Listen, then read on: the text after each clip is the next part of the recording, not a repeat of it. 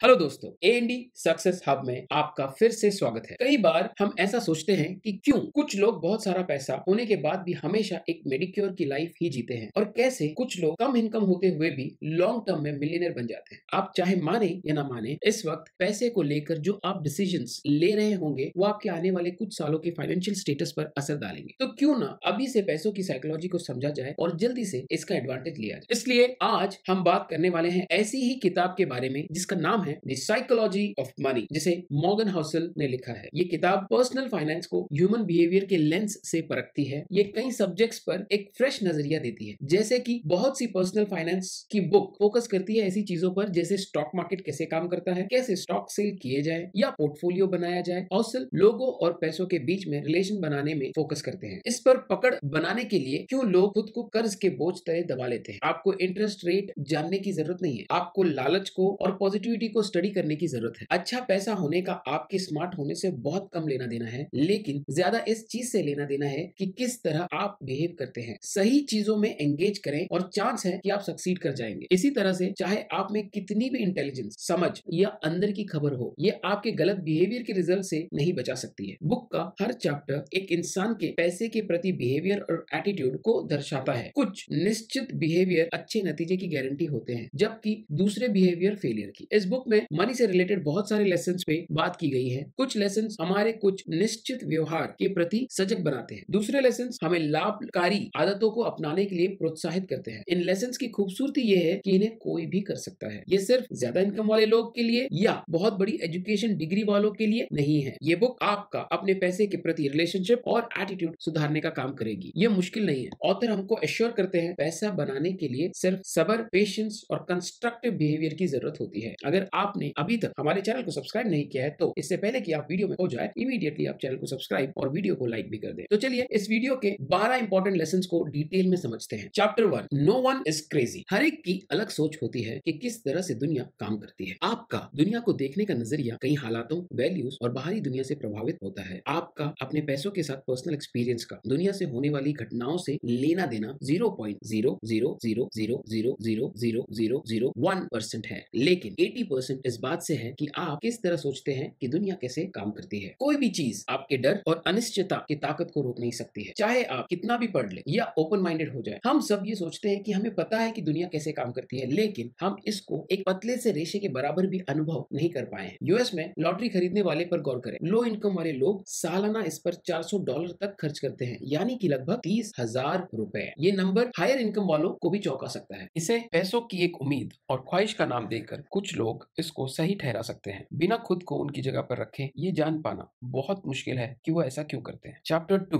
Luck and risk. कोशिशों से आपके नतीजे तय होते हैं, लेकिन लक और रिस्क भी इसमें बहुत इंपॉर्टेंट रोल निभाते हैं। बिल गेट्स उन चुनिंदा हाई स्कूल में पढ़े हैं जहां 1968 में कंप्यूटर हुआ करते थे। अगर टीचर बिल डॉगल की कोशिश नहीं होती कि उन्होंने उस टाइम पे एक $3,000 का एक कंप्यूटर खरीदा, तो इसकी संभावना कम है कि बिल गेट्स को सेम करियर में सक्सेस मिलती। बिल गेट्स खुद ये मानते हैं कि अगर लेक साइड स्कूल नहीं होता तो आज माइक्रोसॉफ्ट भी नहीं होता। लेक साइड में 3 बहुत बेहतरीन कंप्यूटर स्टूडेंट्स थे जो आपस में दोस्त भी थे, बिल गेट्स, पॉल एलन और केंट इवांस। केंट इवांस को भी सक्सेस मिलना तय था, लेकिन उनकी ग्रेजुएशन से पहले एक एक्सीडेंट में मौत हो गई। इसे एक बैड लक के उदाहरण के तौर पर देखा जा सकता है। किस्मत और जोखिम लेना, ये दोनों वो रियलिटी है जो हर एक की लाइफ में उसे खुद के एफर्ट्स के अलावा भी उसके आउटकम पर असर डालती है। ये दोनों चीजें होती है क्योंकि सिर्फ आपके एफर्ट के दम पर ही आपको 100% रिजल्ट मिलने के लिए दुनिया बहुत कॉम्प्लेक्स है। किसी ऐसी घटना का जो आपके कंट्रोल में नहीं है, उसका भी आपके ऊपर अच्छा खासा प्रभाव पड़ सकता है। Chapter 3, never enough. ये कहानी है राइटर कर्ट और जोसेफ की, जो एक बिलियनर की पार्टी में शामिल होते हैं। कर्ट ने कहा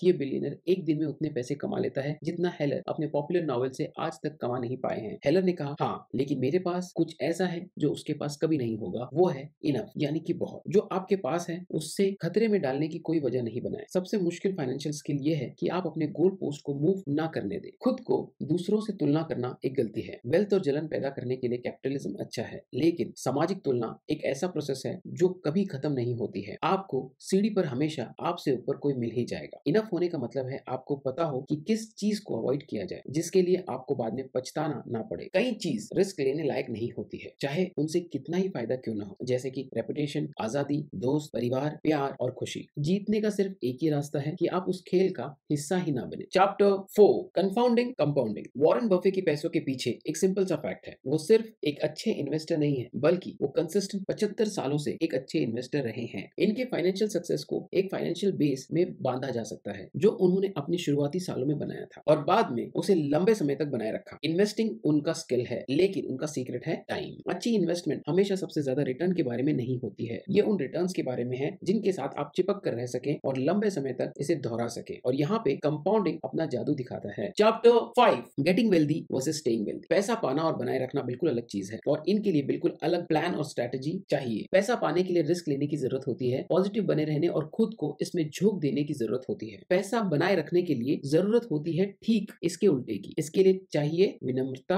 और ये कि जो आपने बनाया है वो बहुत जल्दी आपके हाथ से निकल भी सकता है। माइकल मॉरिट्स, जो कि एक वेंचर कैपिटलिस्ट है, कहते हैं कि हम ये समझते हैं कि आने वाला कल बीते हुए कल जैसा नहीं होगा। हमें अभी तक के मिले रिवॉर्ड्स पर रेस्ट नहीं कर सकते हैं, हम आत्मसंतुष्ट नहीं हो सकते हैं, हम ये मानकर नहीं बैठ सकते कि बीते हुए कल की सक्सेस आने वाले कल की सक्सेस में तब्दील हो जाएगी। एक सर्वाइवल माइंड होने के लिए 3 चीजों की जरूरत होती है। फाइनेंशियल अनब्रेकेबल होने का लक्ष्य बनाए, इतनी केपेबल बने कि मार्केट के उतार चढ़ाव सहन कर सके और गेम में लंबे समय तक बने रह सके ताकि कंपाउंडिंग अपना जादू दिखा सके। प्लान करने के लिए सबसे इंपॉर्टेंट चीज है कि कोई भी प्लान आपके प्लान के अकॉर्डिंग नहीं जाएगा। हर प्लान में गलती के लिए जगह रह जाती है। जितना आपके प्लान को सक्सेसफुल बनाने के लिए एक खास एलिमेंट की जरूरत होती है, उतना कमजोर आपका प्लान होगा। आने वाले कल को लेकर आशावादी रहे और सक्सेस में आने वाली बाधाओं के लिए भी सचेत रहे। चैप्टर 6, टेल्स यूवेन। ये एक आर्ट कलेक्टर है, एन्स बर्गग्रेन की स्टोरी है। उन्होंने पिकासो, ब्रैक्टिस, क्लीस और मैटिस की एक अमेजिंग कलेक्शन इकट्ठा की। लोग उनके आर्ट में इन्वेस्ट करने की कला से भौचक्के रह जाते थे। सच्चाई ये थी कि उसने बहुत ज्यादा संख्या में आर्ट खरीद लिए। उसके कलेक्शन का कुछ ही हिस्सा अवेलेबल था। बर्गग्रेन एक बार के लिए गलत भी हो सकते थे, फिर भी आखिर में वो सही ही निकलते थे। कोई भी चीज जो विशाल हो, प्रॉफिटेबल हो, फेमस हो और इन्फ्लुएंसर हो, वो एक टेल इवेंट का नतीजा होती है, हजारों या लाखों में एक इवेंट की तरह। अब हम एक वेंचर कैपिटल मॉडल के बारे में बात करेंगे। अगर एक फंड 100 इन्वेस्टमेंट करता है तो वो 80% फेलियर का अंदाजा लगा रहे होते हैं, कुछ परसेंट अच्छा परफॉर्म करने का और 1-2% अच्छे रिटर्न्स का। अगर स्टॉक मार्केट में विनर्स और लूजर्स के डिस्ट्रीब्यूशन पे विचार करें तो ज्यादातर पब्लिक कंपनीज फेल हो जाती है, कुछ ही ठीक ठाक कर पाती है और कुछ होती है जो बहुत अच्छे रिजल्ट दे जाती है। जब आप ये एक्सेप्ट कर लेते हैं कि टेल ही बिजनेस, इन्वेस्टिंग और फाइनेंस में हर चीज को चलाती है, तो आप ये समझते हैं कि बहुत सारी चीजें गलत जाएंगी, टूटेंगी, फेल होंगी, लेकिन ये बिल्कुल नॉर्मल है। Chapter 7, wealth is what you don't see. Wealth वो फाइनेंशियल एसेट है जो अभी तक किसी ऑब्जेक्ट में कन्वर्ट नहीं की गई है। हौसल बताते हैं कि जब लोग कहते हैं कि वो मिलियनर बनना चाहते हैं, इसका असली में मतलब ये है कि वो $1 मिलियन खर्च करना चाहते हैं। $1 मिलियन खर्च करना मिलियनर बनने के बिल्कुल उल्टा है। वेल्दी और रिच के बीच में डिफरेंस ये है कि लोग बड़े घर में रहते हैं और फैंसी कार चलाते हैं, वो रिच हैं। बड़ी इनकम वाले लोग रिच हैं, वो इस चीज को दिखाते हैं कि वो रिच हैं। वेल्थ छुपी हुई होती है। वेल्थ वो इनकम है जिससे सेव किया जाता है, ना कि खर्च। वेल्थ का होना या ऑप्शन का होना, फ्लेक्सिबिलिटी का होना और ग्रोथ का होना। वेल्थ का मतलब है वो खरीदने में कैपेबल होना जिसकी आपको जरूरत है। Chapter 8, save money. एक सर्टेन इनकम लेवल के बाद 3 तरह के लोग होते हैं। एक जो सेविंग करते हैं, दूसरे जो सोचते ही नहीं है कि वो पैसा बचा सकते हैं, तीसरे जिनको नहीं लगता कि उनको पैसा बचाने की जरूरत है। आपकी सेविंग रेट आपकी इनकम या इन्वेस्टमेंट रिटर्न से भी ज्यादा इंपॉर्टेंट है। लोग क्या सोचते हैं और फील करते हैं इसके बारे में चिंता ना करें। अपने टाइम के ऊपर कंट्रोल होना और ऑप्शंस होना दुनिया का सबसे वैल्यूएबल करेंसी है। चैप्टर 9,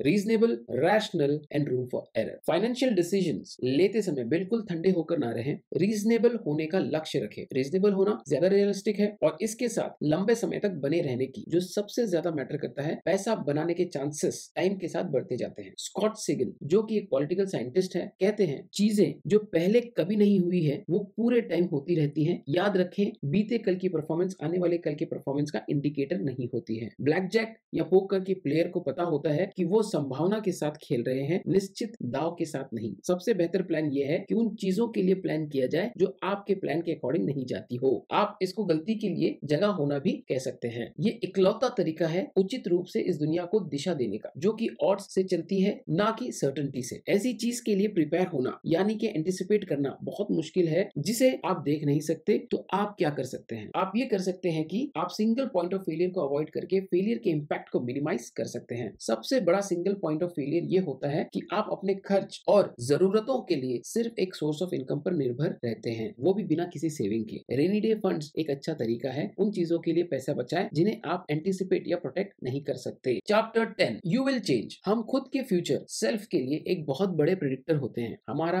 अभी की नीड्स वांट्स वो नहीं होती है जो हमारे फ्यूचर सेल्फ की नीड्स या वांट्स होंगी। लॉन्ग टर्म के लिए सोच पाना और इफेक्टिवली डिसीजन ले पाना बहुत मुश्किल होता है। इस सच्चाई को स्वीकार करें कि एक इंसान चेंज होने के लिए ही बना है। आज जो आपके लिए मायने रखता है वो हो सकता है आने वाले 10 सालों में उसका कोई मतलब ही ना रहे। संक कॉस्ट, बीते हुए कल के पूरे डिसीजंस को आगे बढ़ाते जाना जबकि नुकसान की भरपाई होना पॉसिबल नहीं है। ऐसी दुनिया जो लगातार बदल रही है, ये डेविल का काम कर रहा है। ये हमारे फ्यूचर को हमारे पास्ट का गुलाम बना देता है। ये उस अजनबी की तरह है जो आपके लाइफ के बड़े डिसीजन लेता है, जैसा कि आपने एक बिजनेस में इन्वेस्ट किया और पूरी तरह फेल हो गए। अब आप इसको कंटिन्यू रखने का सोचते हैं क्योंकि आप बहुत पैसा लगा चुके हैं, बिना ये सोचे कि आगे भी चलकर ये जरूरी नहीं है कि आप पैसा बना लोगे। जो चला गया वो संक कॉस्ट है। जरूरी ये है कि अब होने वाले नुकसान से खुद को बचाएं। पैसों के साथ जुड़ी गई चीजों के लिए ये जानना है कि उसकी कीमत क्या है और उसको चुकाने के लिए तैयार रहना। सक्सेसफुल इन्वेस्टिंग एक कीमत मांगती है, लेकिन इसकी करेंसी डॉलर या सेंट में नहीं होती।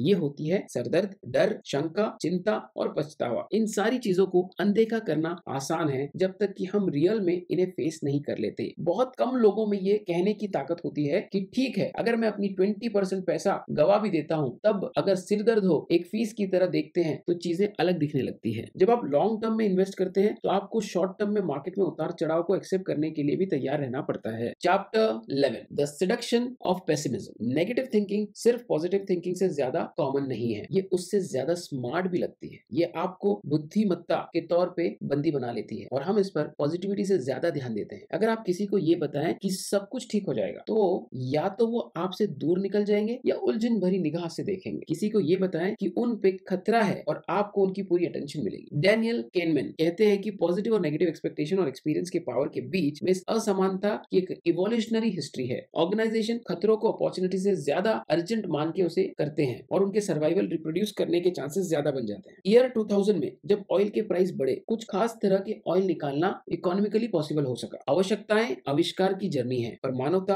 अनंत रूप से इनोवेटिव है। लोग प्रॉब्लम्स को नए सोल्यूशन के साथ रिस्पॉन्ड करते हैं। खतरों के साथ सेम मैग्नीट्यूड के सोल्यूशन भी आते हैं। इकोनॉमिक हिस्ट्री का ये कॉमन प्लॉट है जिसे अक्सर नेगेटिव थिंकर द्वारा भुला दिया जाता है। प्रोग्रेस धीमी होती है लेकिन सेटबैक और डिजास्टर जल्दी और ज्यादा इंपैक्टफुल होते हैं। बहुत सारी ओवरनाइट ट्रेजेडीज होती है लेकिन शायद ही कभी ओवरनाइट मिरेकल्स होते हैं। ग्रोथ बनती है कंपाउंडिंग से जो कि हमेशा वक्त लेती है। डिस्ट्रैक्शन होते हैं सिंगल पॉइंट ऑफ फेलियर से जो कि कुछ समय में हो जाते हैं और कॉन्फिडेंस लो होना वो भी एक झटके में हो जाता है। Chapter 12 confessions. इस चैप्टर में ऑथर अपने फाइनेंशियल बिहेवियर और बिलीफ को हाईलाइट करते हैं। हाउसल के फाइनेंशियल डिसीजन की एक ही टाइप है इंडिपेंडेंस। वो कम खर्च की एक्टिविटीज में प्लेजर खोजते हैं जैसे एक्सरसाइज, रीडिंग, पॉडकास्ट और लर्निंग। उनके पास लोन के पैसों से लिया हुआ घर नहीं है। वो ये मानते हैं कि हो सकता है कि ये एक बुरा फाइनेंशियल डिसीजन हो पर ये एक अच्छा मनी डिसीजन है क्योंकि इसमें कम से कम मन की शांति तो है। वो अपने 20% एसेट कैश में रखते हैं जिसमें उनके घर की कीमत शामिल है। वो एक सेफ्टी नेट बनाने के लिए और इमरजेंसी में अपने स्टॉक बेचने से बचने के लिए ऐसा करते हैं। चार्ली मुंगर कहते हैं कंपाउंडिंग का पहला नियम ये कहता है कि इसमें बिना वजह रोक टोक ना करें। हाउसल अब किसी इंडिविजुअल स्टॉक में इन्वेस्ट नहीं करते। हाउसल ने सभी stock market investments low cost index fund में कर रखे हैं। कुछ लोग एवरेज मार्केट को आउट परफॉर्म कर देते हैं। ये बहुत मुश्किल है जो ज्यादातर लोग सोचते हैं उससे कहीं ज्यादा मुश्किल। हर इन्वेस्टर को वो स्ट्रेटेजी चूज करनी चाहिए जिसमें उनके गोल पाने के सबसे ज्यादा चांसेस हो। ज्यादातर इन्वेस्टर के लिए लॉन्ग टर्म में लो कॉस्ट इंडेक्स फंड सबसे ज्यादा रिटर्न्स देकर जाता है। थैंक यू दोस्तों, आई होप ये वीडियो आपको पसंद आई होगी। आई होप आप इस बुक की सभी लेसन्स को अपने लाइफ में उतार के अपनी लाइफ को और भी बेहतर तरीके से जी पाएंगे। आप इस बुक को ऑर्डर करके और भी डिटेल में पढ़ सकते हैं। लिंक डिस्क्रिप्शन में दिया गया है। अगर आपने अभी तक हमारे चैनल को सब्सक्राइब नहीं किया है तो इमीडिएटली चैनल को सब्सक्राइब, वीडियो को लाइक और कमेंट भी कर दें। अगर आपको लगता है ये वीडियो आपके दोस्तों के लिए भी हेल्पफुल है तो बिना देरी करें उनसे शेयर करें। इससे हमारा मोटिवेशन कंसिस्टेंटली बढ़ता है। आप हमें हमारे इंस्टाग्राम और फेसबुक पर भी फॉलो करें। जल्दी मिलेंगे और भी बेहतर वीडियो के साथ। Thank you, thank you, thank you.